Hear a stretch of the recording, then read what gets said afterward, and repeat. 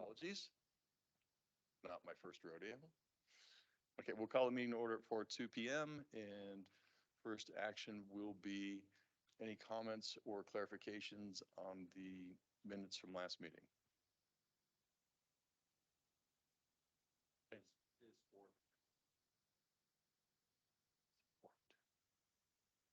Okay, seeing none, can I get a motion to approve the minutes? I will move to approve the minutes. Thank you, John. Can we get a second? I second. Okay, all in favor, say aye. Aye. Any opposed? Oh, okay, great. We will now move to item 3, public participation. Public participation enables the public to address the commission about an item that is not on the agenda. If you wish to address the commission, please state your name and address for the record. The Arizona Open Meeting Law prohibits the commission from discussing or taking action on an item which is not listed on the prepared agenda. The commission members may, however, respond to criticism made by those addressing the commission, ask staff to review a matter, or ask that a matter be placed on a future agenda. Public comment should be limited to 3 minutes reading time. So do we have anybody that would like to take a moment for public comment? Online? No? Going once? Okay. So we will move on now to new business, item 4, which there is none, which takes us to item 5, old business, which will be an update on capacity fee calculations, cost allocations, miscellaneous fees from Ms. Erin Young. So thank you, Erin. Thank you, Commissioners. As you said, the title of the talk is an update on capacity fees. The next point in the process, timeout. I'm not sure how it's showing up there, but the folders need to be reshuffled on the screen. Do you see how it's looking? I can see, Well, even up there, it's showing, you can't see the slides, whatever that thing is in front of it. oh, I see. Now, I will be turning the there we screen go. over to There we go. Carol. Thank and you. Yeah. Okay, all no, good. Good call to get that out of the way. The next step in the process will be a point where we need direction from city council on capacity fee options and dollar amounts. That'll come in January. So we'll bring that forward to the Water Commission in January and to city council. We're aiming to give like a 2-week review of that. Because this is the point in time where, the public will start to come out. I'm guessing the Chamber of Commerce and other businesses. Lisa Deem is leading an effort to schedule meetings with organizations like the Chamber and others who we've met with in the past, business customers. If you know of any who would like us to come and speak to the group, let us know and we'll reach out. We did hold a public information meeting last Thursday at 5:30 p.m. Folks could dial in. There was a Spanish interpreter if folks needed, or if people could join the virtual presentation and see the slides. There were some water commissioners on there. Thank you for attending. The Chamber of Commerce joined, some other members of the community. That presentation's recorded and on cleanwaterflagstaff.com. Malcolm, thank you for taking a look at the website and searching for water rates Flagstaff and finding some old material we had on our website. We've cleaned a lot of that up. We know we still need to provide like the CIP lists on that website. We're just refining, we need to have clean copies on the website. So we're still working on that. But thank you for your time and responding to us with recommendations. And I think that's about it. Carol is online to present.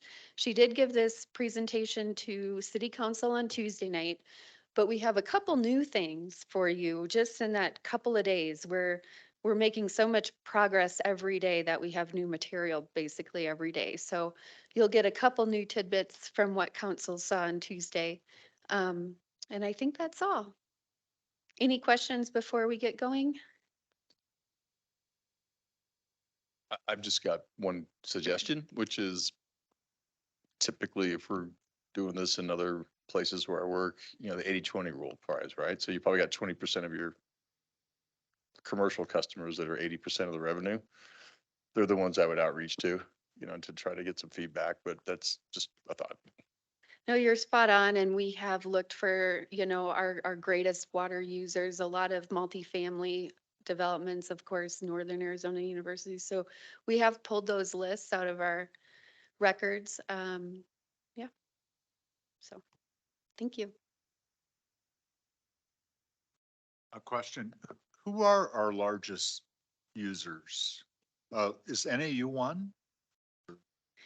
Yes, Just curious. they are one.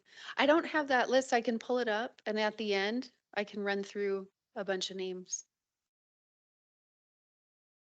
Well, important enough to ask a question, so I can provide you with some of the top users. Thank you, Carol, for being here today. It's like you're a city employee. We talked to her so much.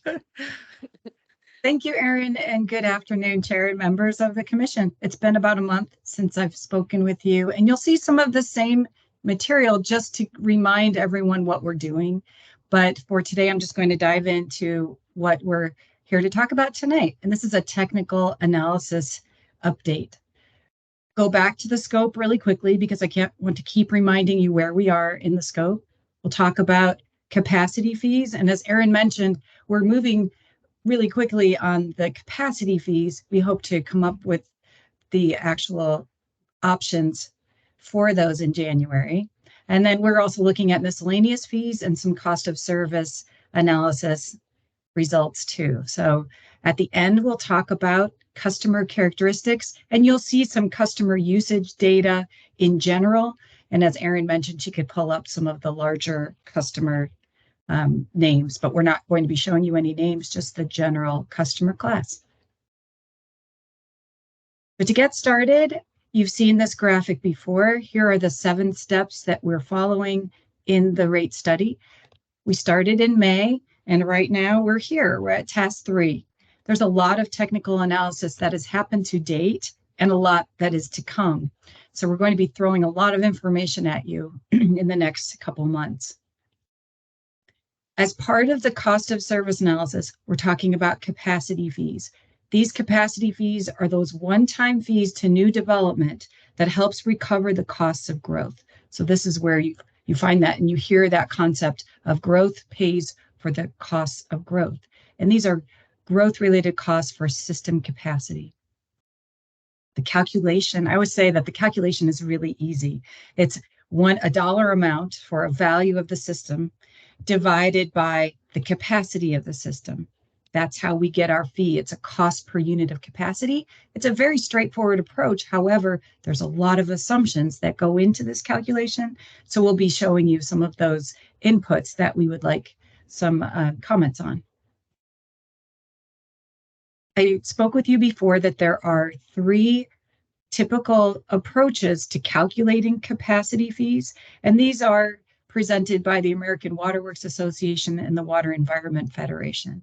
So we follow that guidance when we're looking to develop these fees. There are specific ways that you follow the guidance for calculating the fees. The 3 methodologies are the buy-in method, the incremental method, and the combined method, and each has its purpose. We are currently calculating fees for all of these approaches so that you could see a range of the options. And often we say that we come up with the maximum supportable fee, and it is up to council to select that preferred option. In the buy-in method, I like to call that a historical or backward-looking approach. That's where we look at capacity in your existing system. We look at the value of your existing system assets. So the water system assets and the wastewater system assets are evaluated. There's a number of different ways that you could use that information. And some of you are finance people, so you know that there's the cost when you first buy the asset. That's the original cost. And then there is the book value, or the amount that remains after depreciation has been taken out. Then if we're looking at today's values, so with a cost escalator applied, we call that the replacement cost new. And then the last approach is a replacement cost new less depreciation. So that is today's cost, but with the depreciation subtracted. The most common approach is the replacement cost new less depreciation. And that's the method I'll be talking about tonight when we're talking about buy-in fees. The second method is called the incremental method. And this is what I like to call the forward-looking method. This is looking at the capital improvement program costs and all of those growth-related component of the. We also look at capacity that is being provided for new customers, expansion-related capacity, in other words, of that capital improvement program. And then the combined method is exactly what you might think. It's a combination of the buy-in method and the incremental method. So we take the total value of the old system and the new projected system and the total capacity of the existing system and the new system. So that comes up with more of a weighted fee. Your fees are based on that incremental method. And if you were to go back to your rate study report, you'll see that they call it the plan method, but that's the same method as the incremental method.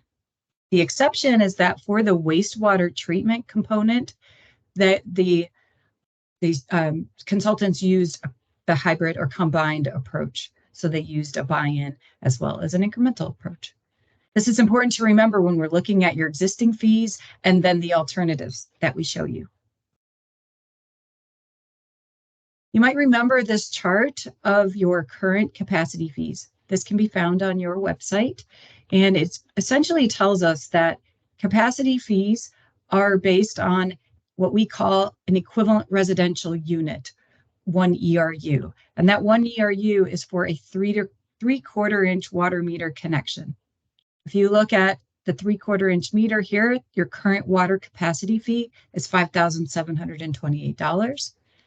And then the sewer capacity fee is $3,723. There's other fees that we're not covering in this presentation right now. So we're just focusing on the capacity fees.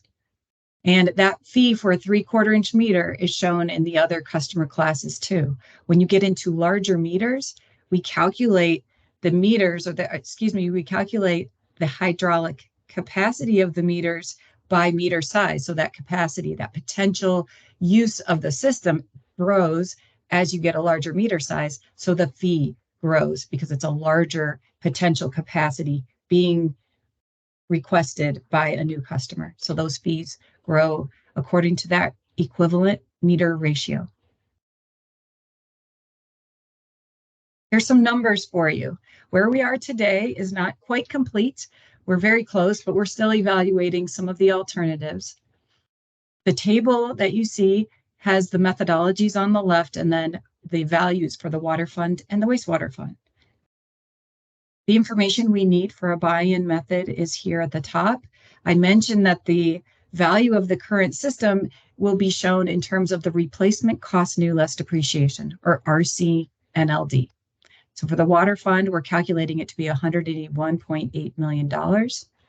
And on the wastewater fund, it's $182.9 million. So pretty comparable. And one of the things that we need to mention is that the value of your assets is actually a lot higher than this.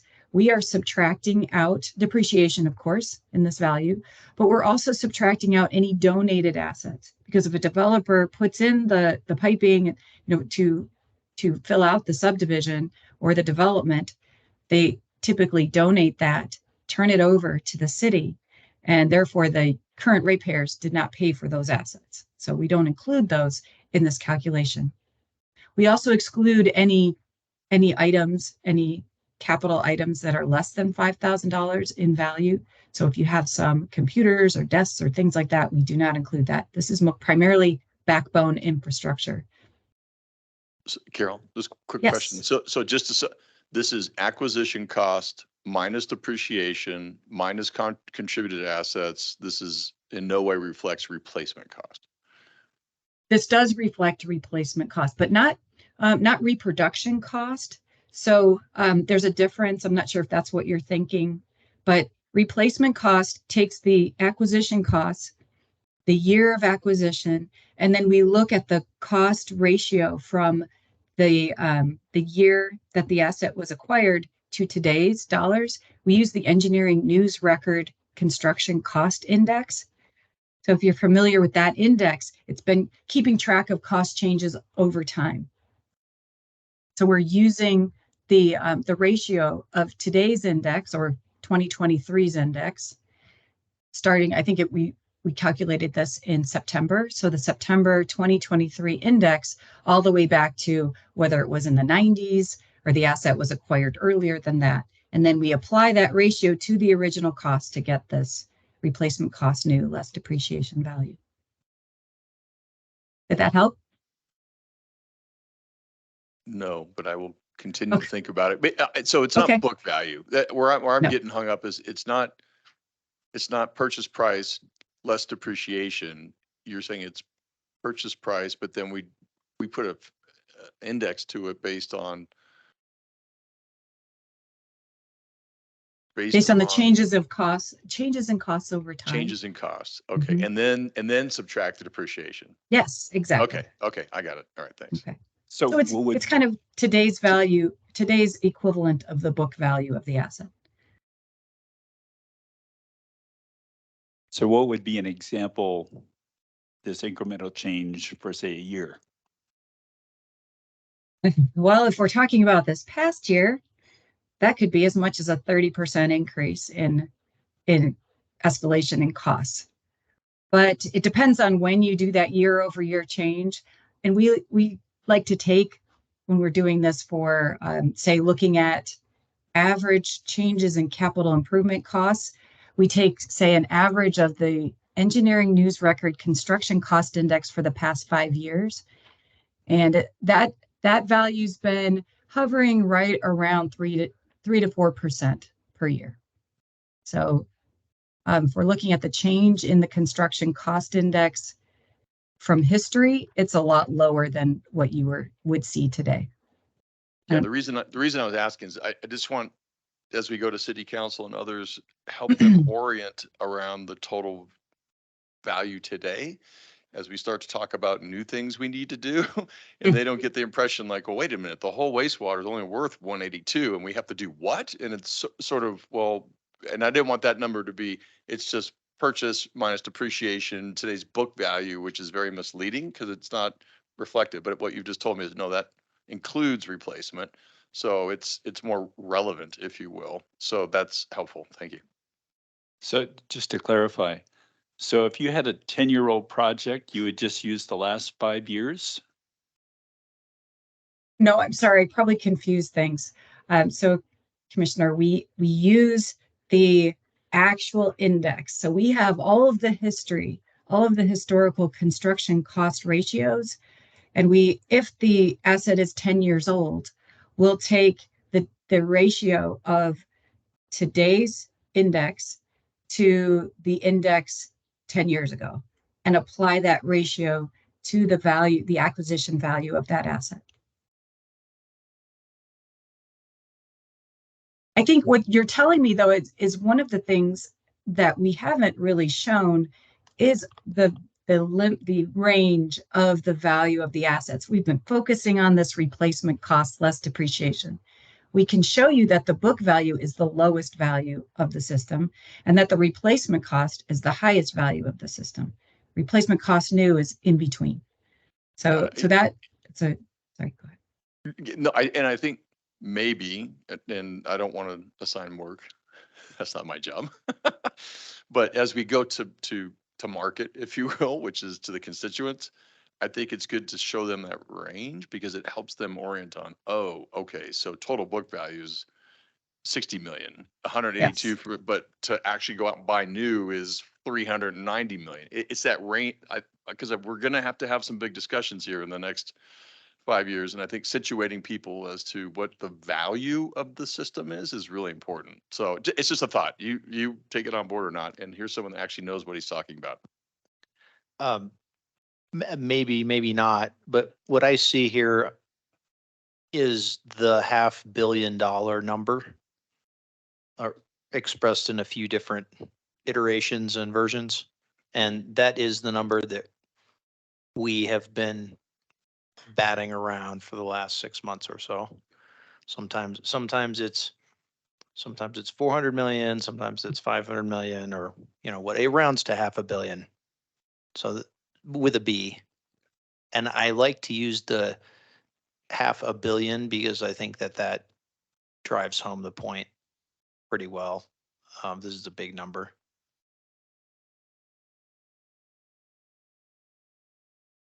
All right, thank you. Yeah. Thank you for your comments and your suggestions. I appreciate it. The second, if I could continue just with this, but please stop me because there's a lot here and there's a lot I'm not showing that I will show later. But for right now, this existing capacity is, again, that value that we need in this method to calculate a dollar value per unit of capacity for your existing system. So we look at the different elements, the different functions of your system, and look at how much existing capacity is designed to provide through your system. So at this point, for the water fund, we're showing the treatment capacity on a max day basis for your water system, because the water treatment capacity of your wells and et cetera is the limiting factor for what you can provide to your customers. You could have all the water resources in the world, but if you can't produce it, so this is water production, you can't produce it, that won't help you. So we're using that 16.9 million gallon per day peak rate as the unit for this calculation. On the wastewater side, you have current hydraulic capacity available in your wastewater treatment plants. It's the interceptors that are limiting the amount of flow that you can collect from your customers and take to the treatment plants to treat. So that limiting factor is 10.28 MGD. These values come from your infrastructure master plans, your sewer master plans. So we don't make these numbers up. We've asked staff to look, investigate, provide these values. Any questions on capacity? Interceptor, yeah. could you define that? Oh, thank you. I apologize. Yes. So when we're talking about the wastewater system, we know that the system has to collect the wastewater from customers and deliver it to the wastewater treatment plant. The smaller conveyance lines are called collection or collector lines, at least in my mind. And then once they get to a certain size, so the larger pipes, sometimes you'll hear them called trunk sewers, sometimes you'll hear them called interceptors, are those larger pipes that gather all that flow and then take it to the treatment plants. So interceptors are the larger conveyance pipes in the wastewater system. So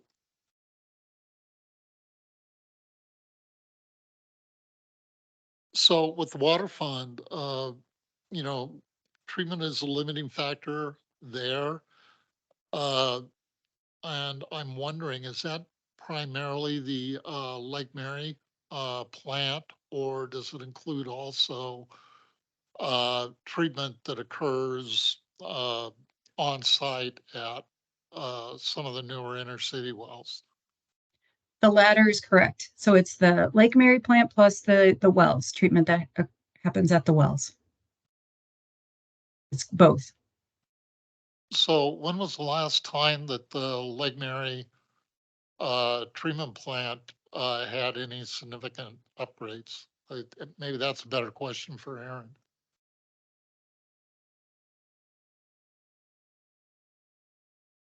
1960s. That's kind of a joke, but kind of not. Would you like to?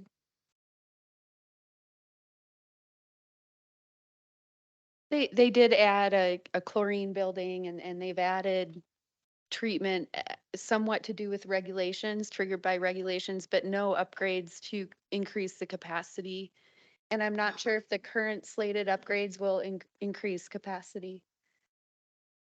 Mr. Chairman, members of the commission, no, I think it's a great question and Aaron's answering it well.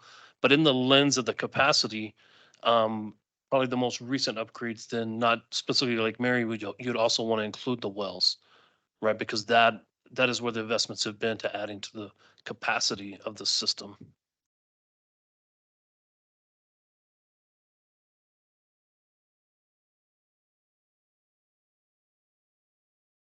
If we have time, I'd like to dive into those two issues later. It might help if I talk a little bit about the incremental method. And again, I'm showing you just the high level summary. We'll come back with more of the details because each of these factors is broken down into the functions of the system. So we'll focus on treatment and water resources, et cetera. So on the incremental method, remember that's the looking forward part. And this includes that capital improvement program that you have all seen and we discussed at great length in October. The total 10-year capital improvement program for water, when we're including all of those projects, is $209.5 million. So this excludes the construction of the Red Gap Branch project. Out of the $209.5 million, the expansion related portion or that growth related portion is $70.5 million. We're currently as a team working through what the capacity is or what the capacity provided is for that $70.5 million. It includes the new wells and pump houses. It includes the Fort Tuthill well and some other projects that are for expanding not only the water resources capacity, but also the treatment capacity. So again, that capacity is in process. So we're working through that.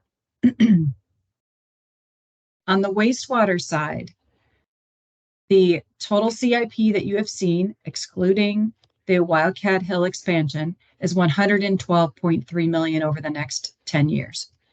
The growth-related component is $36.8 million. That includes some large conveyance items. So we've got that. That's if interceptors are the limiting factor, we have some of those projects included in this CIP. Just as in water, we're working with the team on determining that growth-related capacity. One of the challenges on the wastewater side, I'm going to talk about this a little bit because I think it's pretty exciting, is that typically when we're talking about wastewater capacity fees, we look at the fees on the basis of flow. So this 1 million gallons per day is a flow rate. And in some of the projects that you have in the CIP, we're looking more at loadings, so the waste constituents of wastewater, rather than the hydraulic or flow related capacities. So it's pretty interesting that we're looking at expanding capacity for the city to treat any additional loadings. So that's been our focus over the last few days to determine what's that additional capacity provided for solids handling or for anything related to loadings of wastewater. So I'll move on to the combined method. As you can tell, the total system value then is the replacement cost, new less depreciation of the water fund, plus the expansion related CIP to get our total system value. Once we have the incremental capacity provided by the new CIP, we can drop that into our denominator and calculate our fee. We do the same thing with wastewater. The replacement cost, new less depreciation value is added to the 36.8 million of the growth related CIP to get our 219.7 million. And then again, we drop in as a denominator the capacity and then calculate our fee. In the past, or in your current fee, the unit cost has been represented as a gallon per day basis. So that gallons per day is what we call our unit cost of capacity. We are going to be looking on the wastewater side at a combination of gallons per day and pounds of, say, BOD, the biochemical oxygen demand loading at the plants and demanded by customers. So it's going to be pretty interesting to have that wastewater unit cost of capacity. The last element that I'd like to talk about is a decision point for council, and that is what level of service do we assume one equivalent residential unit or single family equivalent demands? What do you need to set aside when you're planning to add new connections? Level of service is very important in this calculation, and it forms the basis for that current fee that we saw, the $5,728 for water and $3,700 for wastewater, because the current fee is based on an estimate of level of service that is it was from the master plan back in 2016 that looked at actual average daily use per household multiplied by a peaking factor. So a peak day factor that would estimate that whole demand that a customer would pose on the system. That value turned out to be 286 gallons per day. We use that value to calculate the capacity fee. So this is very important. On the wastewater side, it was determined that 286 gallons per day for a residential connection didn't all translate into wastewater conveyed to the treatment plant, that the return to sewer factor was determined to be 90% of the water used. So that's where we get the 257 gallons per day. We're proposing an alternative, and right now this proposed line is, as you can see, very much higher than the current approach. We're looking at 875 gallons per day as a level of service. This is not, we're still working on this, but this is one of the values. We were able to find that in the city's code, the engineering design requirements for a single family household was 100 gallons per day on an average day, gallons per capita per day on an average day basis, times 3.5 people per household. So that's 350 gallons per day on average. Then it's multiplied by a 2.5 peak day peaking factor. So assuming that when customers irrigate or they're using water to cook, wash clothes, etc., that peaking factor is 2.5 times the average day. So that gets us to the 875 gallons per day for a single family household. Similar to the existing, oh, sorry, I didn't see. Yeah, sorry. Carol. Yes, sir. Two questions, because I want to make sure I get that. So having that number increase does what to the cost ratio? So that's one, if you just walk me through that. And then the second Yes. part was a jump. I don't know how we face the public with that, because we're pushing everybody to be more efficient. And we're just telling them now that we assume you're going to use damn near 900 gallons a day when we think that they've been using 280. The empirical data is probably saying 280, and we're going to say we're going to charge them for 900. That just sounds like pitchforks and torches to me coming down. So, help me with that. Help. Mr. Chair. We're getting there. Oh, sorry. Yeah, Go we're ahead, getting Karen. there. We're getting to the Yeah. conversation. So this Yeah. is just the data and the facts at this point. Yes. Copy And that. typically when we do these studies, we focus on the design requirements. So clearly this is what this would do to the fee is raise that capacity fee for a new connection significantly. So, we have to balance that, but we can't make up numbers. We want to look at what is most appropriate for one equivalent unit. So we're going to be working through the data and looking at current data such as peaking factors. The 2.5 peaking factor was from, I think, the 1980s. So we're going to be working with staff to work through this. Thank you. All right. So with all of that, here's a little teaser. This doesn't tell you anything, but this is what we're going to fill out and be able to show you the range of fees given those different methodologies. And we might even have, this matrix might be like 3D because of the different levels of service that we are considering. So it's going to be a lot of factors that we'll spend one meeting on discussing. Well, not your whole meeting, but presentation. Okay. We have one more slide regarding capacity fees, and this was not in your packet, so I don't believe. So we have done a survey just like we did for the monthly user fees. And we looked at the capacity fees that are charged by each of these entities. So the first three are more university towns. And then here's your current fee. There's the $5,700 for water that I mentioned and the $3,700 for wastewater. So right now your combined water and wastewater capacity fees are at about the top third of the list here. We do know that the entities at this end are looking at their fees and revising them. So these are the fees that they currently charge. So we have to just keep that in mind that these are going to change. We also have some entities that have a little bit different methodology for calculating their fees that don't get reflected in these dollars. But it just gives you an idea of where you are today with these capacity fees.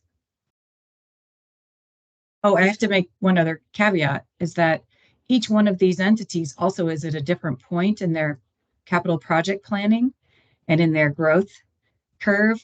So it is hard to compare your utilities against some of these other utilities, but it's usually something that council asks for. So we like to show it.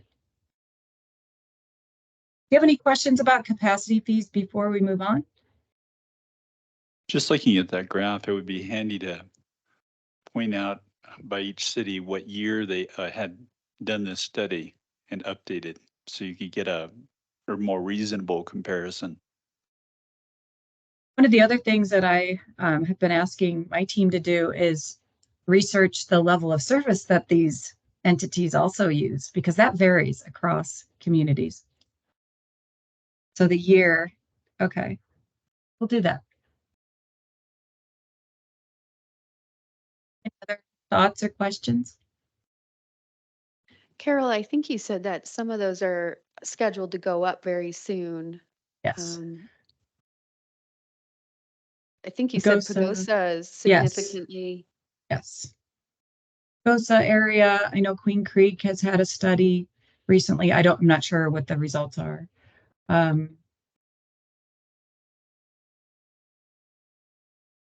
mean, I view these as, it's a snapshot in time. They're all in motion, and it's kind of more of a sanity check than a real deep document, right? It's just sort of a relativity snapshot, but yeah, Yes. because we should never try to be like Boulder. Thank you. One of the things that that we hear a lot is, well, my neighbors have a cheaper capacity fee, so I'm going to develop there. And that's some consideration, but if you have a water resources, a lot of developers will choose that over other communities if you have the water resources available. That's super important in this region.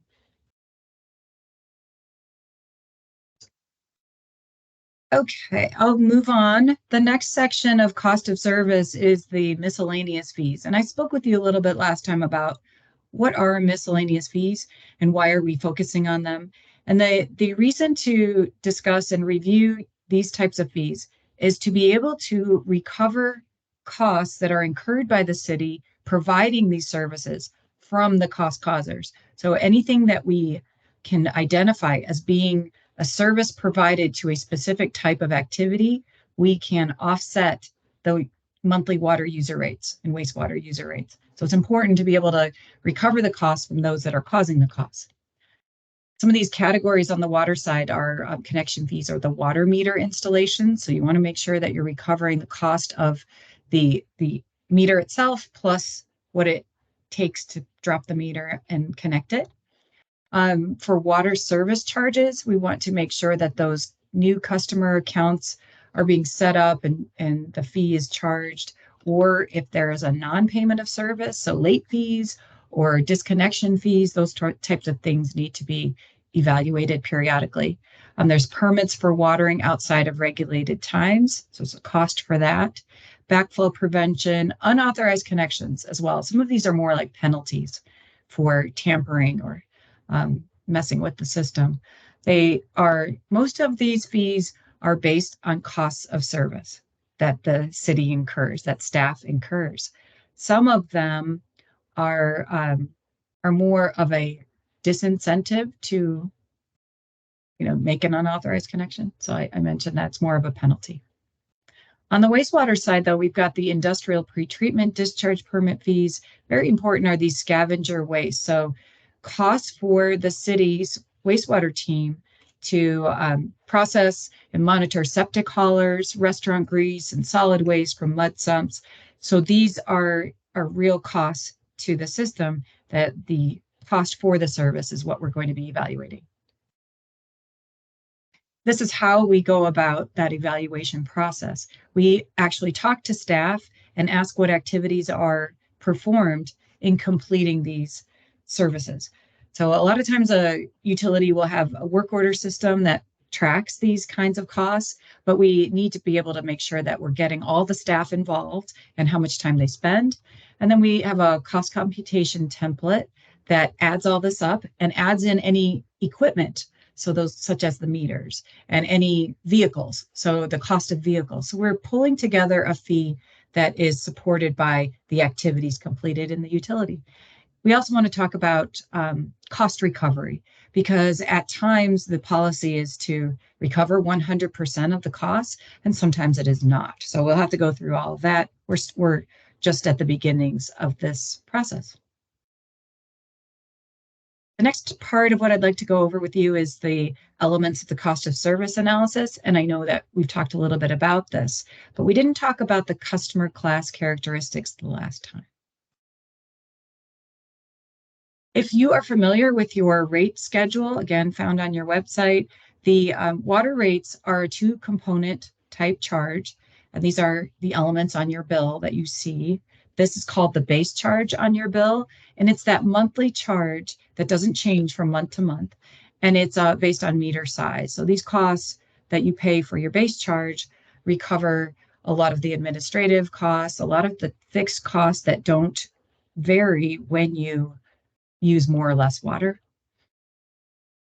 And those, again, like I said, are by meter size, and there's an outside city multiplier that is applied to those outside city developments.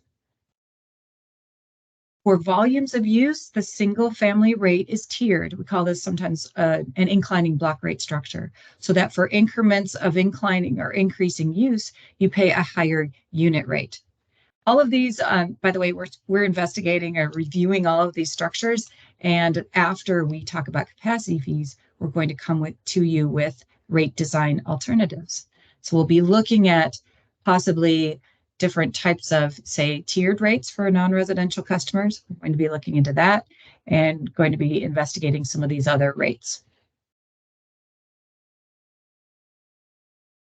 Our team reviewed the billing data for fiscal year 2023. So that starts, of course, in July of 2022 and ended in June of 23. So for fiscal year 2023, the majority of your water accounts are residential and multifamily. So you can see that the orange area is primarily, so we're talking about that 80-20 rule, that 80% or more, 90%, excuse me, it's right here. 90% of your water accounts are residential and multifamily. We'll look at the usage in a second, but the majority of your customers are these single family, multifamily residential. Commercial makes up about 7.5% of your water customers.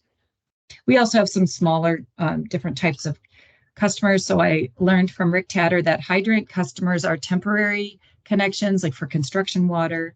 And then you have a standpipe connection that's for like water filling station.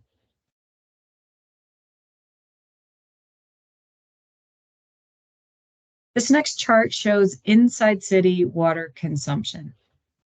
We're not showing the outside city consumption, so you don't get a full total idea of how much water is used by these classes, but we can see that the single family type customers, so single family residential customers, inside the city are using 33% of the water used by inside city customers.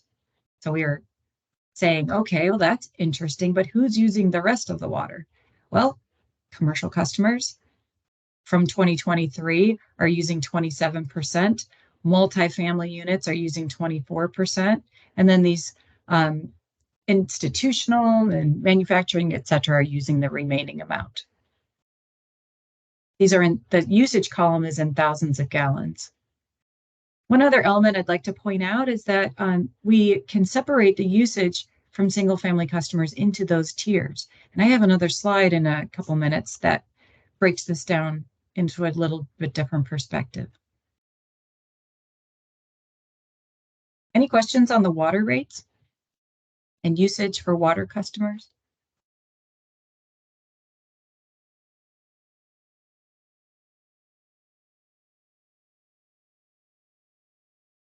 We'll keep going. Sewer rates are different. They're set up differently. Oh, I'm There sorry. is one question, I Carol. didn't Sorry to see. I'm interrupt. sorry. Okay, I'm sorry. I thought I pushed it, but I did, but I'm not holding it down, so I am now. When you, on this inside city rate, so what, shouldn't you have a column there that shows the revenue for each class? Like residential, you said they're using 1,000 gallons a day, right? Or 900. Okay, so if they're our primary customer or up in the 80s%, whatever, so how, they provide most of the income. So they're gonna be affected by our rates more than anybody. They're gonna be the ones that scream anyway. So shouldn't we have an idea of what they're contributing to the total? I mean, it's, you have total, you totalize the gallons, but so if it's, the rate is 535, excuse my stupidity, but 535 on what? A gallon? 1,000 gallons. But your question is a great one. And our next step, when we look at the rates, we do show the revenue. We will show that to you. But that probably would have been a good or useful piece of information. There's a lot of numbers on this slide, so we try to minimize that. We'll have another, I think that's a great suggestion for maybe another slide that shows the amount of revenue collected, because there is that perception that there, so you have a lot of usage from the single family and multifamily side.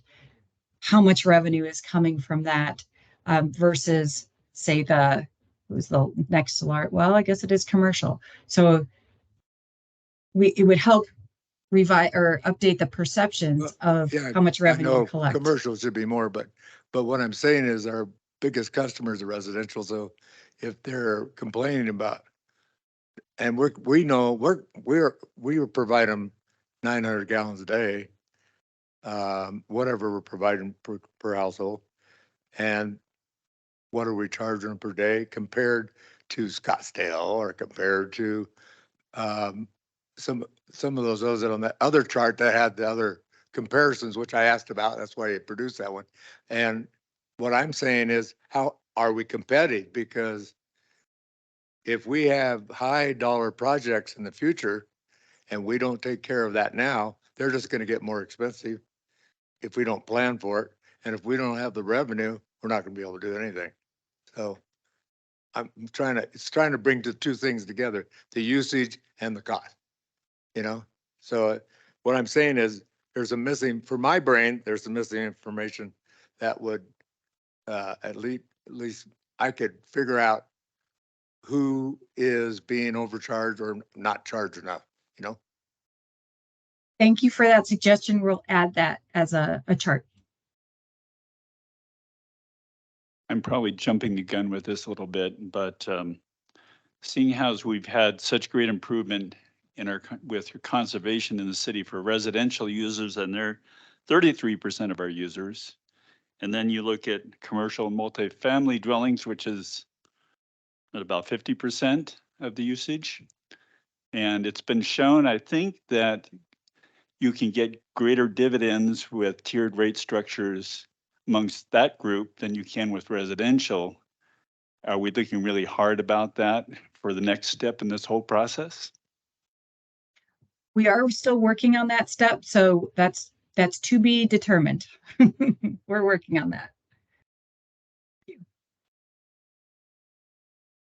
And Carol, that'll, I think we're planning to present that to the commission in February. February is our target. Mhm. Yeah.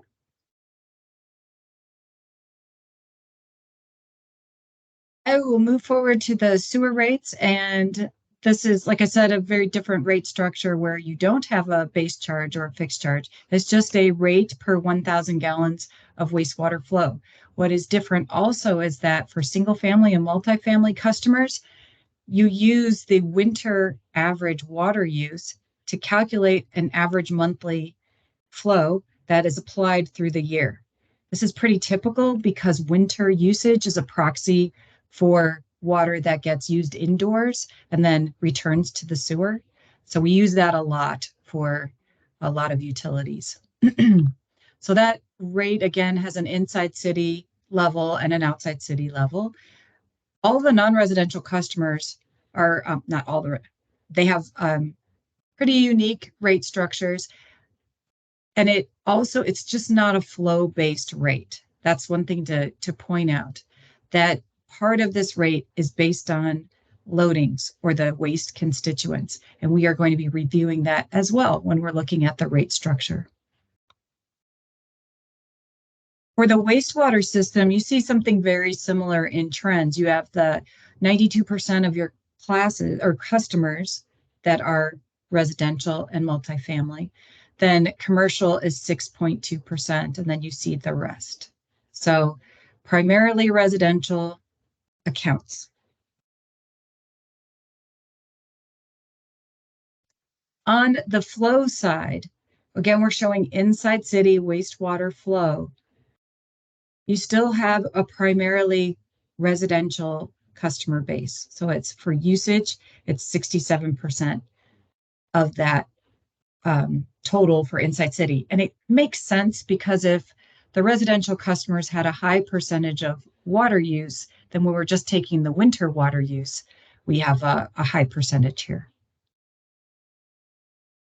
And you can see the rest of the classes, commercial is still a very high proportion of usage.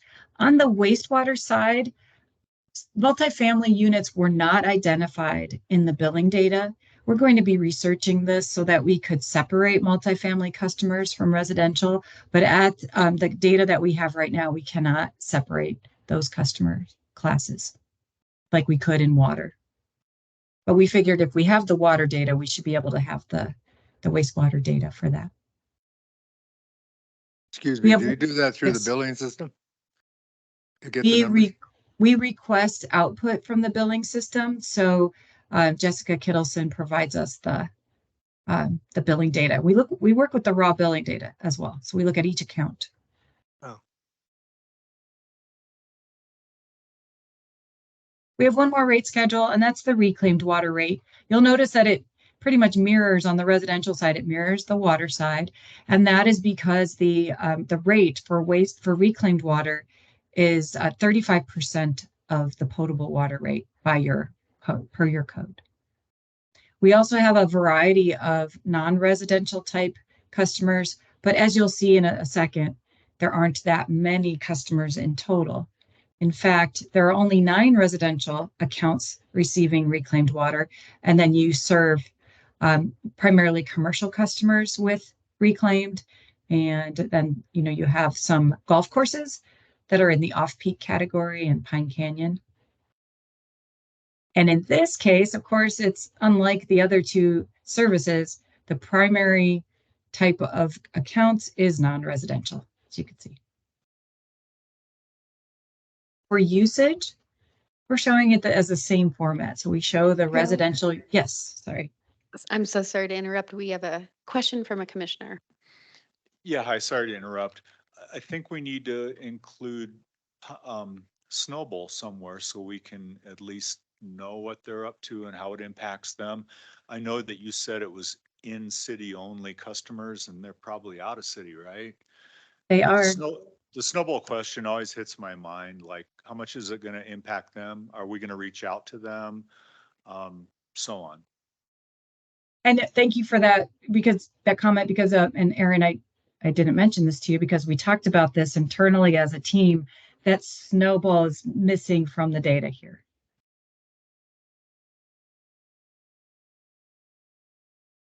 But we do have the data for it.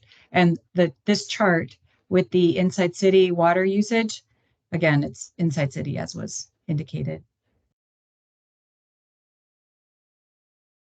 I don't think we Any- realized that until recently. Carol said, hey, you know what? We're only looking at Inside. So as we keep going through this stuff, we keep, refining and learning. Aaron, is Yes. Continental on there too? Or is that, how do you consider, or is that considered municipality? Yeah, they're off peak. So They're they would off be peak, right? along And- with Pine Canyon, I think, are the two accounts there. Well, Pine Canyon, we've got listed as a separate. Oh, sorry. Okay. Yeah. They have and uh, they have a separate way to calculate their rate. But Rick Tatter has just put a note in the chat that the Snowball is in the commercial account number, but they would, Rick, could you confirm that they would not be in the commercial data here because this is all Inside City and we discovered that today. Yes, outside city, right. Yeah, And it and wouldn't we take much to add them to this table. And just for clarification, we're providing data. We need to aggregate 3 or more customers when we're providing data. So we don't want to share specific customer data. We're not allowed to per state rules. So we can combine it in, but we cannot let it stick out by itself. So in other words, Pine Canyon should be rolled up into off-peak. Yes. Yes. Yeah, we apologize. And Rick, Carol and I talked about that. We did some aggregating, and we didn't catch that. That's okay. Okay, all good suggestions and improvements to these tables. Any questions on reclaimed? Any other questions? What do you do with NAU then?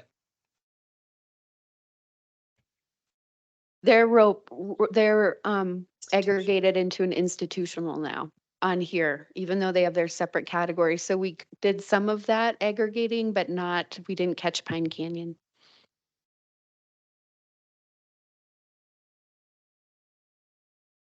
We have one more customer usage slide that I think you'll find interesting. This is the historical number of residential water bills per 1,000 gallons. One of the commissioners mentioned the water conservation, and the row at the top here from 2020 to 2023, which is this data sets that we have. The average usage per bill for single family residential customers has jumped around a little bit, but over the last 2 years, it has declined. So I think that's a testament to your water conservation efforts. The median usage per bill has been roughly the same, between 2,000 and 3,000 gallons a month. And that's been pretty consistent, but the average is dropping. Carol, have you seen that in other cities? I'm wondering if that's people can leave their house now that COVID's over, so they're not in there 24 It by 7. definitely happened. We absolutely saw that, and it was crazy because we saw, of course, a flip in consumption from commercial to residential. And then now that things are starting to stabilize, we'll see more normal patterns of usage, but I don't think it's going to go back to where it was pre-COVID.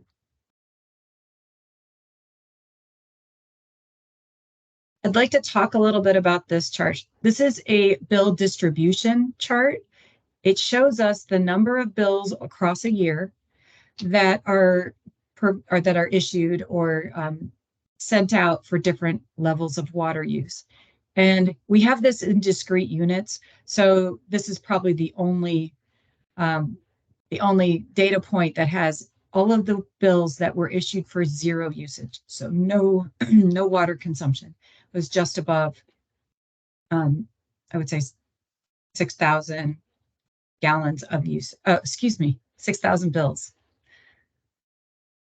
Then from 0 to 1,000 gallons on a bill, we have a little over 26,000 bills. For 1,001 to 2,000 gallons of usage, we've got another bar here above 32,000. And then from 2,000 to 3,000 gallons, we have just over 35,000 bills. Your first tier threshold is at 3,500 gallons. So we're not very precise here, but we can show you that there's, and if you go over here to this cumulative bill distribution, that up to, we'll say 3,000 to 4,000 gallons of usage, that about, I'm going to say 60% of your bills were issued. So what that tells us is that more than half of your bills across the year are sent out for within that first tier of usage. So that's it's a pretty good rate structure and price signal that, and your customers' usage patterns that tell us that customers, more than half, have bills that are within that first tier of usage. That doesn't mean that they get that type of usage across the year, because what we show then is that there's higher usage for the rest of the bills, right? So for this 4,000 gallon amount, then you see another set of bills all the way up to 6,200 gallons for that second tier threshold. And I'm going to do some fancy math and say, I'm thinking it's about 85% of your bills are issued for the 6,200 gallons of consumption per month or less. So that means that about 82% of your bills are within the first two tiers. And this is really the point of a tiered rate structure, that you capture the majority of your usage in those first and second tiers at the rates that you charge them. Then the excess use, or the usage above that, is captured in the other tiers. So that by, pretty much by 20,000 gallons a month, you've captured all of your usage. So we haven't refined this to be, the true outliers using a lot more than that, but it can give you an idea of how water is used in the tiers of your rate structure. Do you have an example of this for cities without a tiered rate structure? Let me look into that. We typically run these to help establish the thresholds for tiers, because we look at these patterns, but I will look into that and see if I can get an example. I mean, this graph shows what the effect of tiered rate structure has on usage. It's beautiful mathematical Yes, it is. statement. And I'm just, well, not perfect, but It's pretty good what curve. does our info guy say? A couple of quick questions. As I look at this, I'm a little confused on the number of bills on the left part of the y-axis. If I add all those together, that's like 120,000 bills. We don't have that many people in town. So Well, you have 22,000. Sorry, you have 22,000 residential customers, roughly, okay. getting 12 bills a year. Oh, that explains that. Okay, thank you. And then the other thing here, who are the people using 20,000 gallons per month? A very small proportion, probably popping into that level maybe 1 month or something. It's hard to tie it down to. We could do some research into those bills. You could But, just give us the addresses of each of those people so we can share them with the Daily Sun, maybe. Probably they were filling the pool that day. Yeah. I guess we did that until the mayor made that top list and we stopped publishing.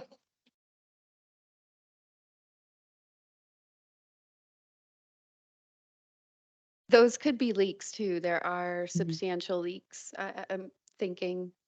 Yeah, and that's one of the things in the billing data that we will need to confirm, is if there are adjustments to the billing data, we may not have those records. We may be getting those leaks or meter flips, or I don't even know if that still happens, but things like that.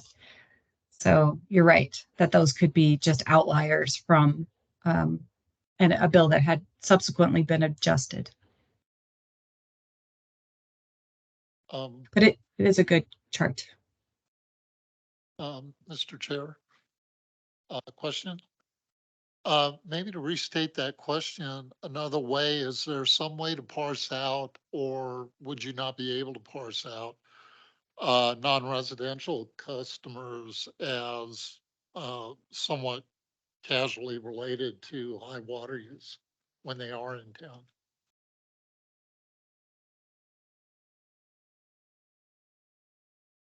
Mr. Chair, I think what Commissioner Bills is asking is, could we apply the same analysis to commercial customers? So definitely you could take the data and do that. I think where you'd want to consider that is when you look at residential, you make assumptions that they're relatively the same. When you look at commercial accounts, not all commercial businesses are the same. So while you could look at the data, I think the validity of the data, right, would be less probably dependable. Does that make sense? I think what I'm asking is that there are a lot of second homes in Flagstaff. So there are a lot of people, affluent people, that have second homes in Flagstaff that may potentially have a lot higher water use because it's not really on their radar.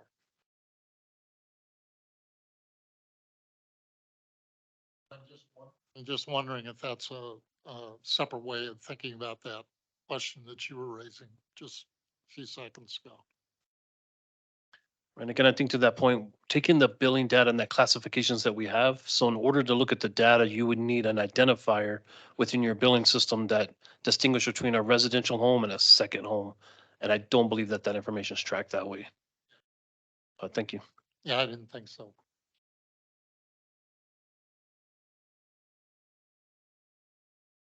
Any other questions on this chart?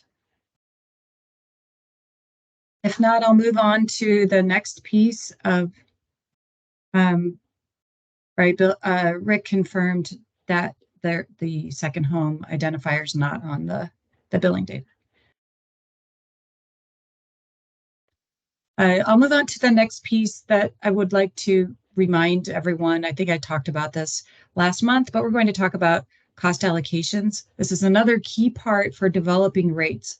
And we talk about cost allocations in terms of functionalizing or allocating costs into different buckets that help characterize how the costs are incurred and which customers should pick up which proportion of those costs. So on the water side, we have, if I work left to right, this is left to right on your screen, left to right. You have the water resources function. This includes your raw water and storage, etc. Then you move on to water production, and that's what we've been discussing for treatment on the capacity fee side. But your system is referred to as water production. That moves into transmission and distribution, which includes storage and pumping. And then at the end of the line, we're talking about those administrative type functions that staff provides. And those include, well, and it also includes fire protection. That's not administrative. Fire protection, meter reading, maintaining and replacing meters and services, and billing. This cost allocation phase that we're in right now is important to identify, again, the amounts of cost or dollars for each year that are water resource related and water production related and transmission and distribution related, etc.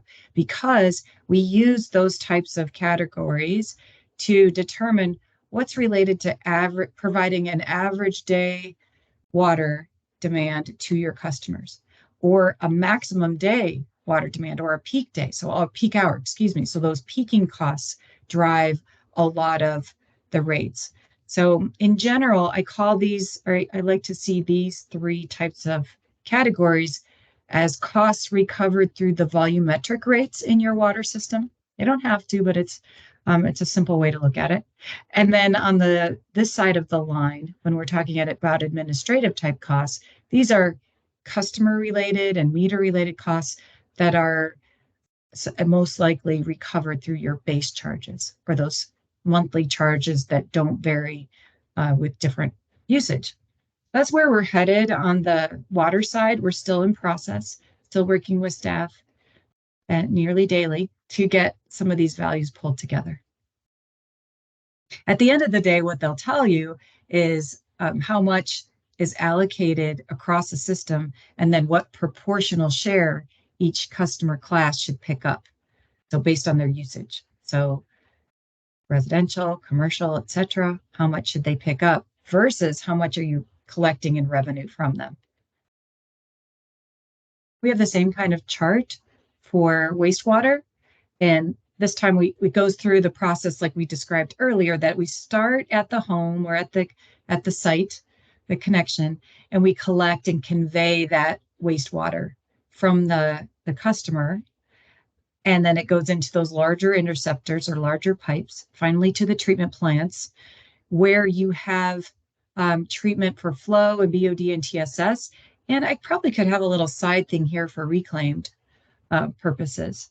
But this is all really volume or flow based, and it has a strength component or a loadings component. So that's the biochemical oxygen demand and total suspended solids. So those waste constituents that you have to treat and remove from the wastewater before you can discharge.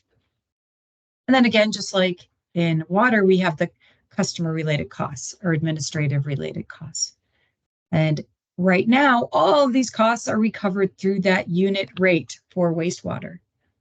One of the alternatives that we're going to suggest is a customer-based charge.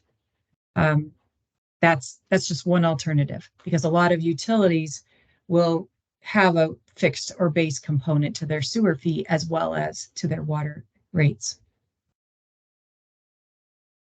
The last chart that I wanted to share with you is this treatment process flow diagram that comes from the master plan.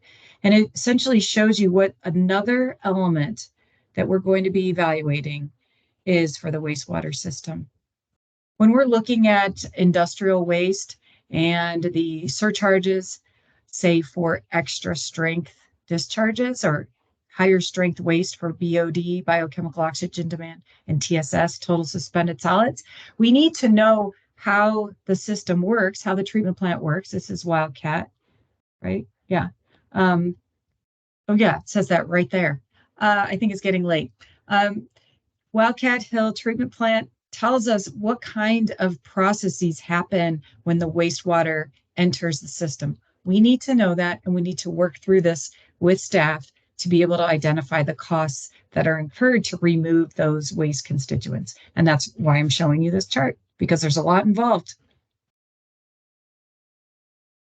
Thank you for your attention and your questions.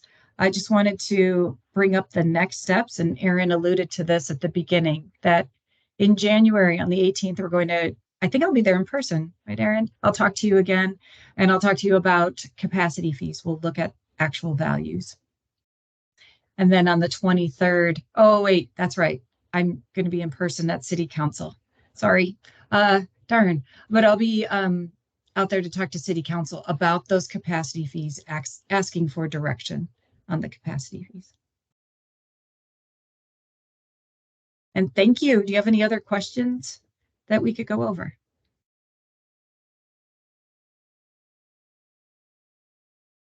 Go ahead, John.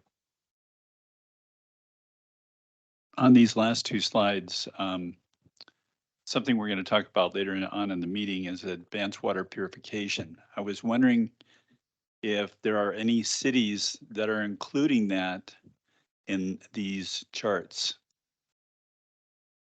that you Are you talking about prepared here. this?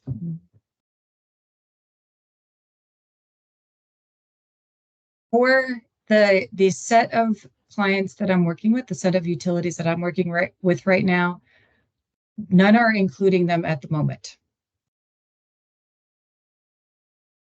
I will check in. You know that we have one of our Stantec team members, Rob McCandless, who has been working with other systems, other utilities on this.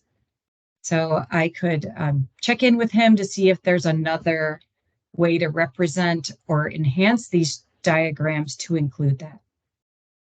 Well, if we're going to be doing rate studies every 3 years and advanced water is going to be at least 3 years out, I mean, we would kind of tackle that next time. Is that the right way to look at it? Or do you want to start ramping up CapEx now for a potential? Because things are just starting to settle down from a regulation standpoint, right? Mr. Chair, just one for a point of clarification. It's not our intent to do our rate study every 3 years. These are, yeah, a cost of service study.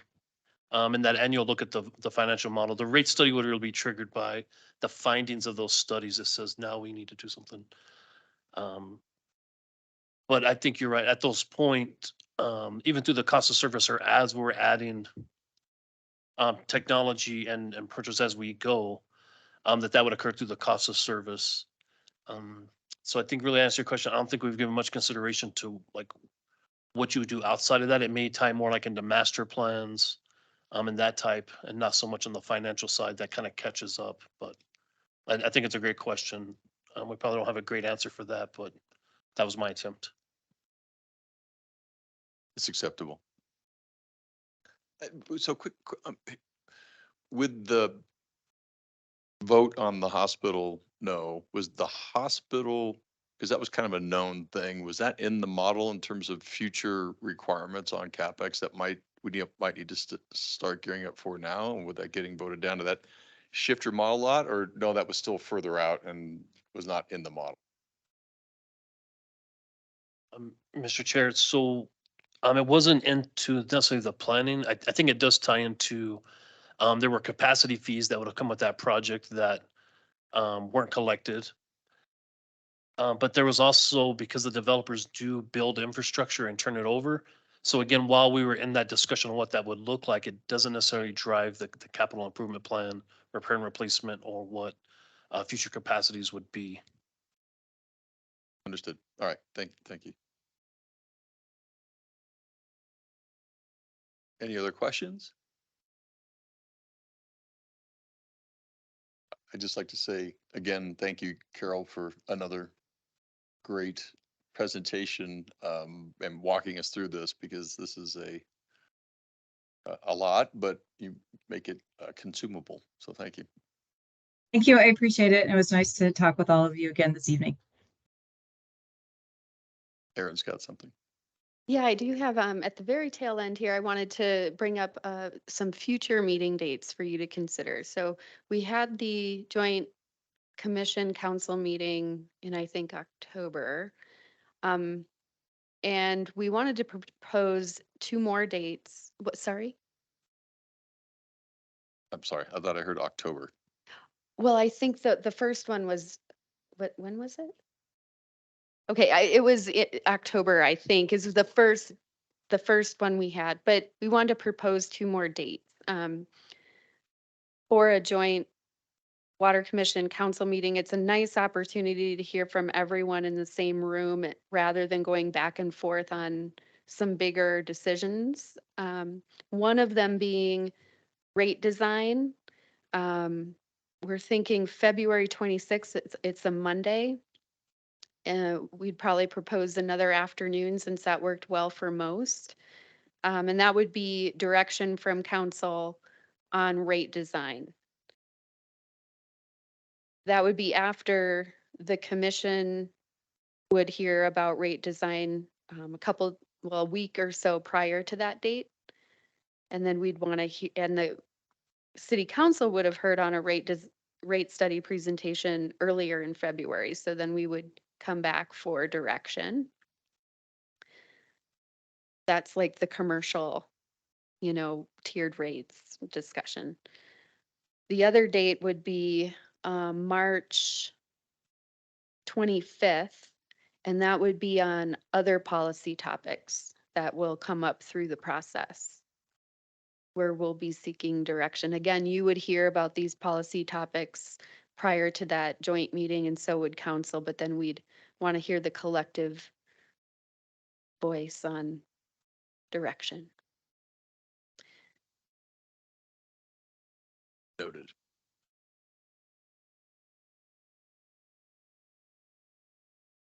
I got a question, not very obvious to me. If in this process that we're going through, we're just skipping over the top of the stuff. I mean, really, we don't get down and like this lady really knows it. But are you gonna expect this body to come up with a recommendation for rates? Yes. Oh, well, Yes. I don't have enough information.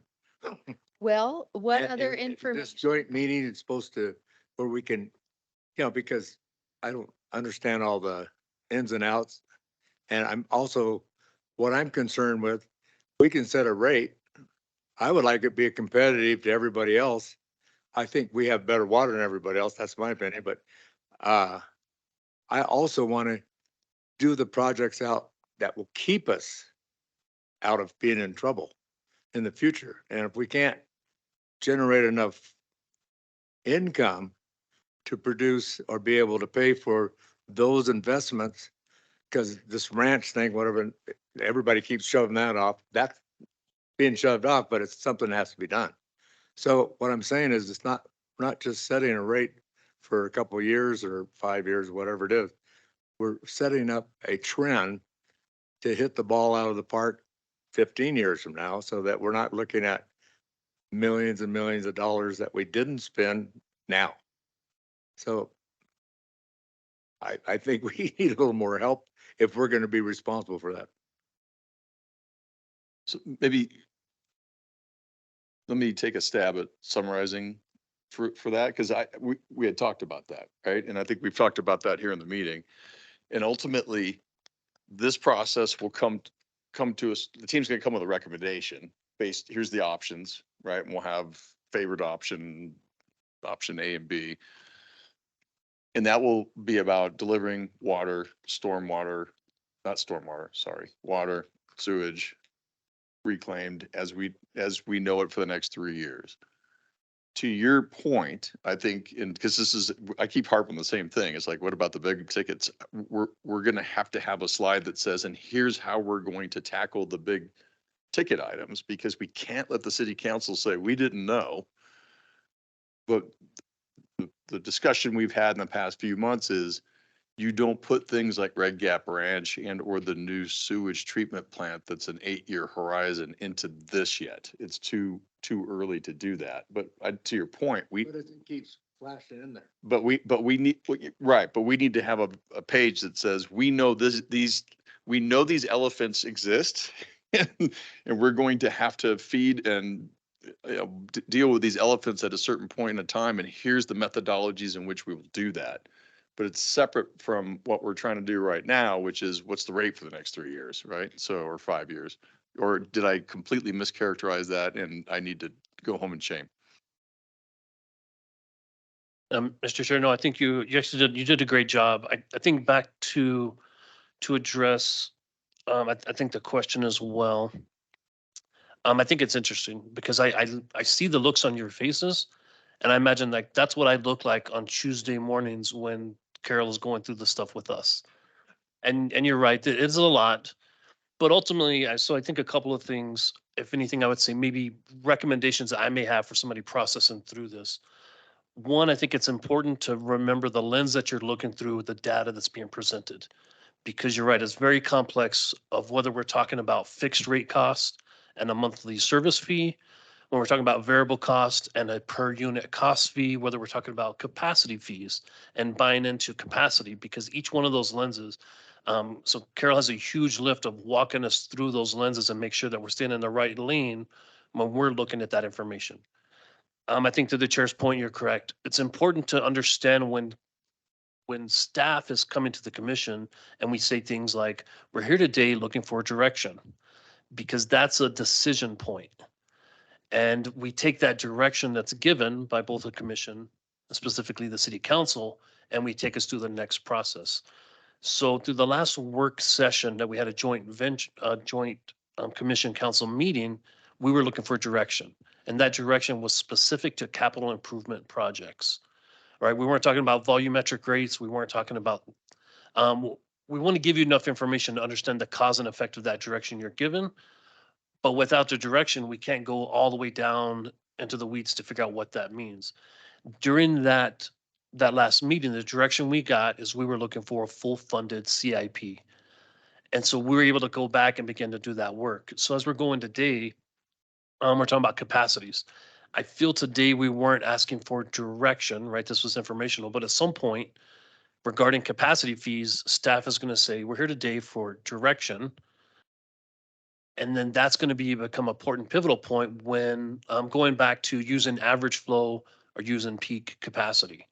right? That number that we were talking about earlier doesn't affect your volumetric rate. So you won't see rates go up based on that number, but you will see capacity fees go up based on that number. So again, looking at those lenses and what does that mean is important. And we want to make sure that we're walking you through that process accordingly. But at some point that we'll say, we're looking for direction on what are we using average day flow or are we using peak flow? And then we'll follow up with, let's take a look at what those two things mean.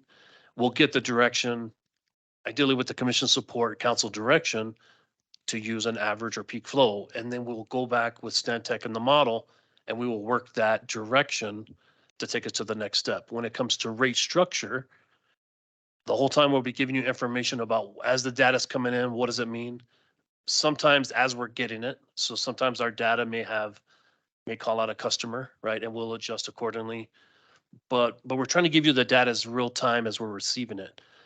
Again, I think my recommendation is really keying on, it's important when you hear stuff, say, we're here today looking for direction, because that's a decision point or there's an assumption that we need to make that's going to drive the conversation.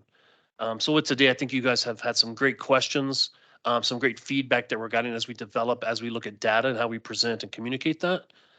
And it is built into those decision points, those decision points that asking for direction is the commission's role and input into establishing what their rates. So we're not asking the commission to set the rates for the utility.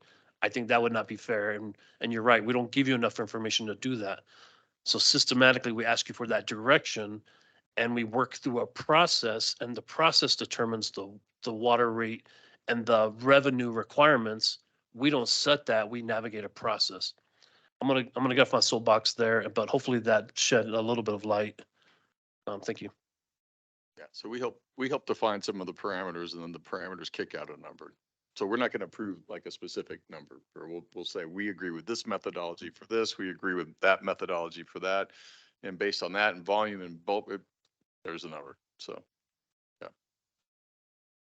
I kind of had the same when I was reading through this, because, you know, you're using day-to-day numbers, but when you reach the max level of production or processing for wastewater or for freshwater production, the jump is big. I mean, the cost jumps up high, and in the back of my head when I was reading through this, I was just, well, how do you account for those big jumps like Red Gap Branch or, you know, advanced water purification? How do you predict and pay for those things? And, you know, I just was kind of at a loss when I was reading, and how do they do that? Because at one point when your usage increases to the point where we need something that's going to be really expensive, how are we going to handle it? So I get your answer, but I have the same worries. I think we as a commission need to keep hammering that point to the city council that there's some big, there's some big things out there that have not been fully, I'm not even gonna say fully addressed, have not really been thought through, or the trade space, there'll be a day where we got to decide, is it DPR or Red Gap Branch or both? You know, and sort of maybe help define that for the city council to keep thinking about, because it's coming. I mean, it's just a matter of time. So ultimately, the more we can do to educate them, I think the better. And so no one can say that they are uninformed. So, and I think that'll help Shannon and the team instead of surprising anybody, right? You know, and if we get more conservation in the commercial side and on residential, we may be able to procrastinate on making those decisions. So. I don't think the conservation is going to be as effective as planning for enough water. I see what Scottsdale does, what you drink, or what you put in the sewer today, you drink tomorrow. And California's, they just came out with a statement, they're going to do the same thing. Okay, so that means they haven't planned right, or they don't have enough water. I don't even know if we have enough water for everybody. Do we have enough water by 50% or 5%? Or in 2 years, are we going to be hurting in that park? So that the rate fees is one thing, but to go in the direction of where our investments have to be so we have water, because that's our product. And if we have to go to the immediate recycling, get a bunch of reverse osmosis machines to keep up with it, well, we ought to know when that's gonna happen, and, because that's a big expense. That's the kind of things I'm seeing. That's just why I'm like, don't feel qualified to make a decision. So Aaron, maybe you can refresh our recollection, and it might be good to circulate the little graph for the 100-year water plan. Because that sort of lays out when and where and what the sources are and relative uses, Yes. right? That's, I don't know if everybody's got that top of mind. I think but- that'll be important to share with the community, like a fact sheet on when we need new water supplies. And it's kind of, there are two things. There's like the timing when we need a new water supply, but there's also the timing of when we start collecting for those big projects, which we are talking about in our meetings with our team. Like, well, what if we start collecting for $100 million, regardless if it's red gap or direct potable reuse? You know, when we're ready to make that decision, it's going to be expensive. So we can collect for it now. So that's what'll come forth in January is like, okay, here's a strategy. And then if we have like a fact sheet on water planning, that would help supplement the discussions and information. The other thing I wanted to mention is Stantec is preparing memos. Every time we get through kind of the bigger steps in this process, they prepare a memo that will be incorporated into a report. The final report that we have to release to the public prior to adoption of rates. So once the reports are ready for your review, that'll help. You'll see a lot more detail than what we're presenting. The reports went through the Water Commission last time. I imagine we'll be doing the same thing this time. We've gotten our first memo from Stantec, so staff will review and then we'll release that. I could see maybe in January or February, we'd release that on all the financials sort of, I think I haven't even looked at it yet, but I got one thing might be helpful for us to make a decision, is that you had the chart where everybody, they're comparing us to everybody, you know, and we're number third price. We're not the highest, but we're 2 notches below. So we don't know what they're charging. I mean, I don't know. So what if we, for all these different elements, like she pointed out, the service charges and the hookup charge and all that stuff, we should know what everybody else is charging. We shouldn't be the most expensive, but we ought to be about 15% underneath that. And that, you could set the rates that way because you're not going to be wrong.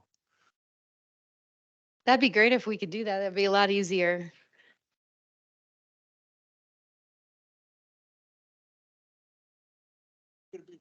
Well, because you gotta come up from, you gotta look at the cost and roll that up from bottom to top and then look at, Yeah, but if you don't know it. well, no, but we know it. That's what Carol's doing. She's cranking through all that. Yeah, the future, well, we're gonna have to scale how big is the bread box and attack it that way. You can't, because no one else has done that stuff either. We don't have anybody that's put in a new sewage plant and. Yeah, no, I got you. But we're gonna have to plan with, I would say that I feel very confident in Shannon's plan, which is first we have to update the master facilities plan. I didn't say that right, but whatever that document is, it says, well, this is the hardware, this is the design that we need because we're getting X input and we want to put Y output. We want a certain amount of reclaim, we want a certain amount of DPR, maybe, and we want blah, blah, blah. So if you've got that box design, then you can tackle the problem of, okay, how do you design a solution for that? And what does that design cost? And then we can go through and do that piece, right? But if you don't know what you're trying to build, you can't really even begin a discussion. Doesn't matter what anybody's done. We got to design what's right for the community. So. I've got a question. Is that right, Kurt? Since a lot of this is dictated by the need and capacity, have we ever looked at, or do we have the data to graph out the 24-hour usage for the various major user categories? To look at on a day-by-day basis and then annually by user group to see what's happening month by month. So if we do change something, we can see how it changes it. And that might help us evaluate, well, where we need to be, because that summer peak in July, that's what dictates what you have to do with, fresh water. So it seems to me it'd be nice to have it drilled down a little bit deeper into the user categories to picture what we need to do and what effects that has for the future. One thing we've done with water conservation in our strategic plan, there were targeted programs for commercial for different categories, restaurants, hotels. And Tamara might be able to provide kind of a 4-year snapshot of any changes that they're seeing. The other thing we would need is smart meters to see like actual usage, which we don't have yet. And then the other piece is just our production system, but it's water system as or water demand as a whole, of course, but just our storage, how quickly our storage tanks drop and all of that. So we have that kind of peak usage data, and that's definitely changed over time with changes in rate structures, just even minor changes. So we've pulled that data as well. And there's a big drop over time in peak demand. So we could, when we talk about rate structures, we can present some of those kinds of trends to help with the discussion.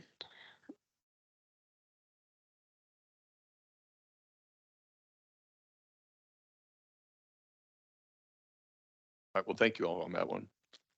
So we'll move to item 6, informational items, 2 from Chair, Commissioner, staff, comment period for advanced water purification proposed roadmap by Shannon Jones.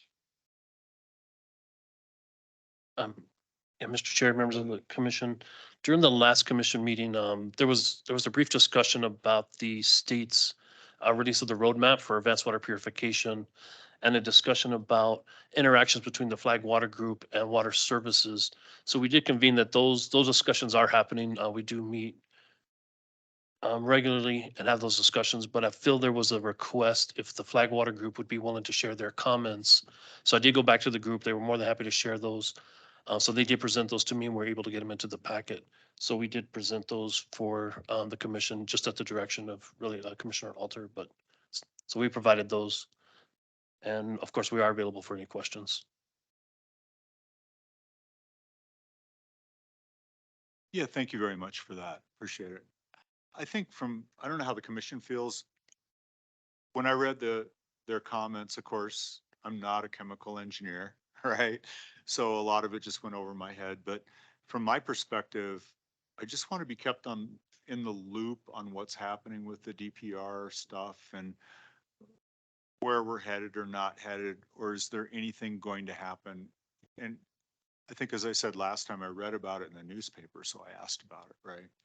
So I don't know how the rest of the commission feels, but I certainly don't want to dive into the chemical treatments that are used for whatever chemical it is. I just want to, the 30,000 foot thing, which I hate when people say that, right? Or is it 40,000? Anyway, that's kind of where I'm at. So I don't. 7,000 foot.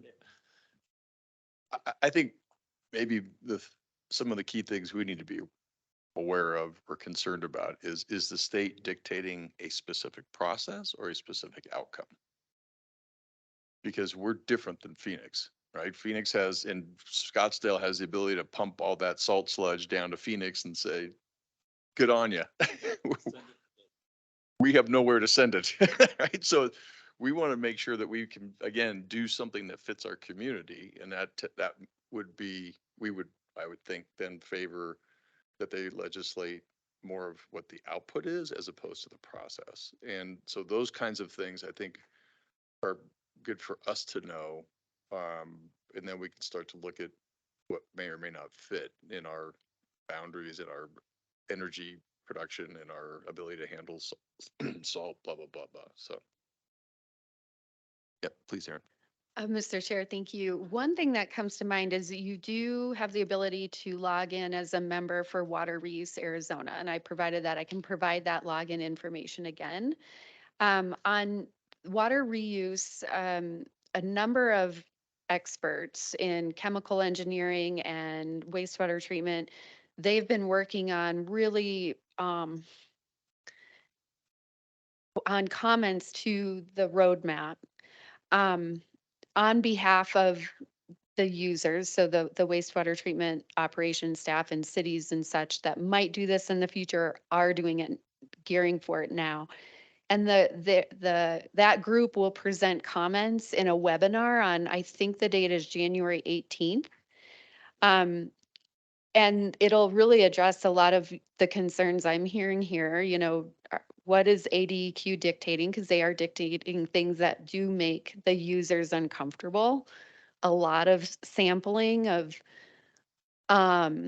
constituents that may or may not be in your system, but requiring all this sampling. It's actually very complicated. There's a lot of complications with industrial reuse or industrial users, discharge quality and monitoring for that, monitoring for watershed contamination that gets into the sewer system. So I think that would be a really good thing to attend, just to get an update on where things are at. Another thing that comes to mind is we could invite one of those experts to talk with the city on answering our questions, or staff from ADEQ. They're doing a lot of outreach right now with groups, and so that's kind of just things that come to mind. I'm glad to schedule a meeting with ADEQ if you want them to present here. I'll send information about the webinar that'll be released in the coming days. So Well, I can tell you, I read the whole thing, and my God, it's a very complicated document, and I had some problems with it on the short. And I think for mid-sized to small municipalities, I don't see how they could even pull it off, to be honest. It seemed to me like the state was, you say you don't want things imposed. Well, they give you all the responsibility in this thing, and it was a little frightening to read. So in our comments, we said, hey, this state needs to step up a little bit, and instead of putting all the responsibility on the municipalities to test pilot plants and for a year, and you build something, you can't use it for a year. Not very good business sense, but so there's a lot of changes that need to be made to it, we thought, but I mean, it's coming. California's in the business now, Texas, well, another state is in it. yeah, Colorado and Arizona. I mean, City of Phoenix, Cave Creek, Cottonwood. They're building a DPR facility. We could have a presentation from them, I'm sure. Yeah, so anyway, now we're a little bit worried that the proper testing needs to be done, and there needs to be aggregation of data so you don't duplicate a lot of work. I think you can characterize sources much better by big city type sources, more rural, more agricultural, and look at the chemical contaminant profiles in those various things to simplify the process a great deal. But I haven't read about that or seen much of that being done, but hopefully it will be. So This is a good moment for me to remind the record of my oft repeated position that DPR is not something that I want to see Flagstaff be a leader in. We want to be a late adopter. There's a lot of reasons for that position, and I've discussed them before, but I think that we just touched on some of them again. Technical complexity, economies of scale, difficulty of finding suppliers or workforce that actually knows how to do this stuff, legal liability. Those are all things that are good reasons to drag your feet and wait for other people to make all the mistakes. Especially for a smaller community like we have here.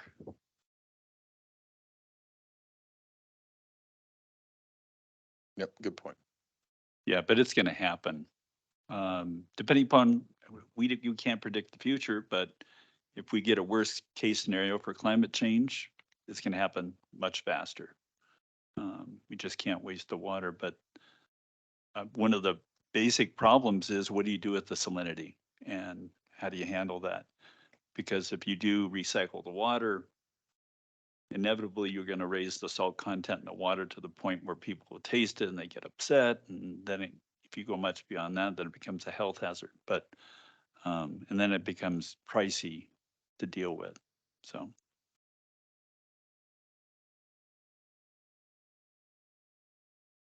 Well, I for one would, again, just like to have the big picture and be made aware and not get into all the detail. I do, by the way, agree with Ben, but I don't know how. I just want to see the big picture. I would like to know about the webinar or whatever it was. But I don't know what kind of act. In other words, I'm not suggesting an active role for the commission on this, but just informational. I don't know. Just one last comment, but there are some really exciting treatment possibilities in the future that hold a lot of hope. So being a chemist, that's kind of my end of the game, so. We can watch Phoenix do the reverse Colorado River from the Gulf of Mexico up to Phoenix, and which is, they've actually hired somebody for that. So, right, for study, Israeli company. So this will be interesting to watch. So it's 39 days. Heat dries up, 39 days, they're out of water. yeah. All right. Shannon, did you cover everything you wanted to cover? For that item, Mr. Chair, yes, I did. Thank you. And any other items you would like to bring across to our attention? Mr. Chair, I did want to just point out, so I was in a budget retreat today, so there's information that, through that developments beginning that, that is a public meeting, the information is online. But I also believe, again, right, that we've talked about, you measure what's important. And so for the past 6 months, we've been trying to bring information, some measurements forward in that monthly report, our green light, red light report. One of the items on there, I wanted to highlight an update under the staffing. So I think about 6 months ago when we started providing that, we were close to about 80% staffing or 20% vacancy if you're a cup half empty kind of person. But then over the last 6 months, we've seen that number move down to as low as 70%. So in this month's report, we see that we're pushing that back to I think it's right about 79%. There was another offer that was accepted today. It took us back to the 80.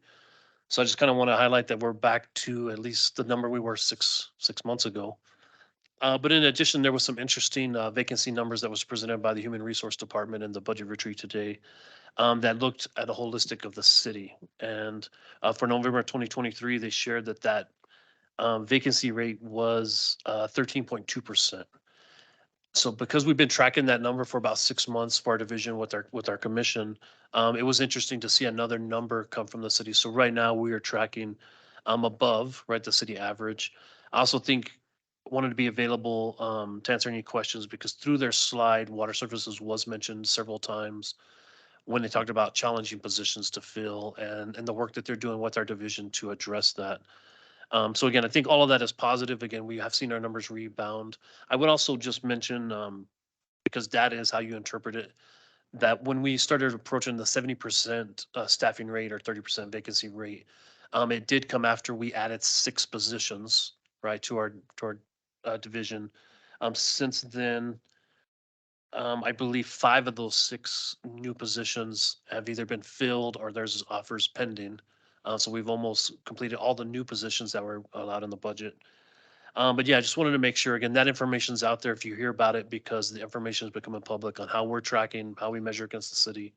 But I thought there was a good story to tell there about, I think, the proactive work that Human Resources and Water Services has done along with the other divisions on identifying that as an issue, driving down to the root cause, and what can we do different to get a different outcome. And so I think our numbers over the past 6 months reflect some of that adjustment. And so again, I just want to kind of highlight that. I know it's information that's out there, but just kind of piecing it together. And thank you for that. Does the city track retention? Mr. Chair, Commissioner Newman, so HR did talk about how they looked at that. They talked about some of the recruitment and the retention. So they do measure that. I don't have that data. I pulled the one number that we were measuring against as a comparable comparison.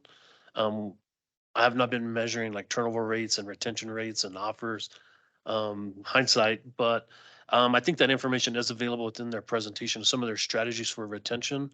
But I think they also identify that as one of their core objectives that they're also looking at. One more little question. Is there an exit survey that asks why people left their positions? Mr. Chair, Commissioner Norman, so that does occur. Again, I'm probably not the most first person to say what triggers that exit interview. But I know that those opportunities are available and I am aware of staff that have been requested, right, to perform that. I don't want to say that that's everybody that's exiting, but I do know that that occurs. Yeah, they haven't asked me either.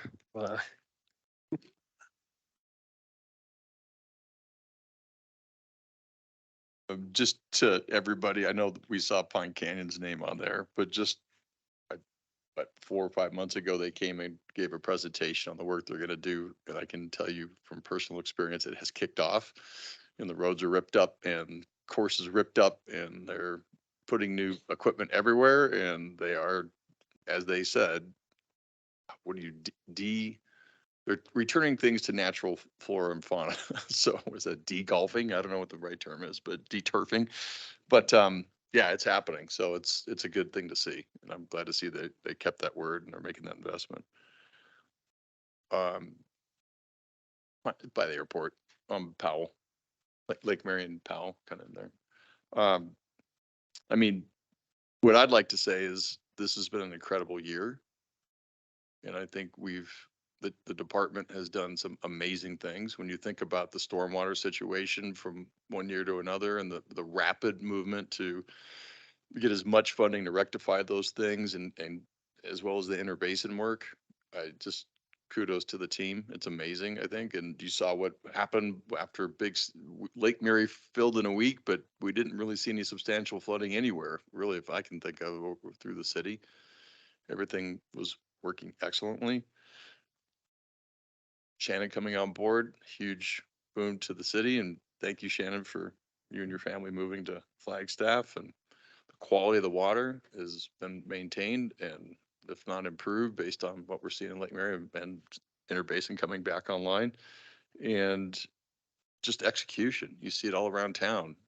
It's irritating. Some of the streets are turned up, but the point is we're making a mess so things work, right? And you see those upgrades happening and it's a proof point that the department is on top of their game. So I'm personally very proud to be associated with you all and feel very lucky about that. So thank you.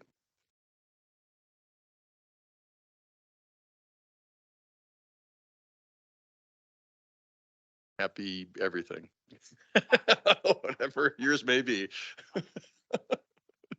So, yeah. Anybody else have any points you want to make?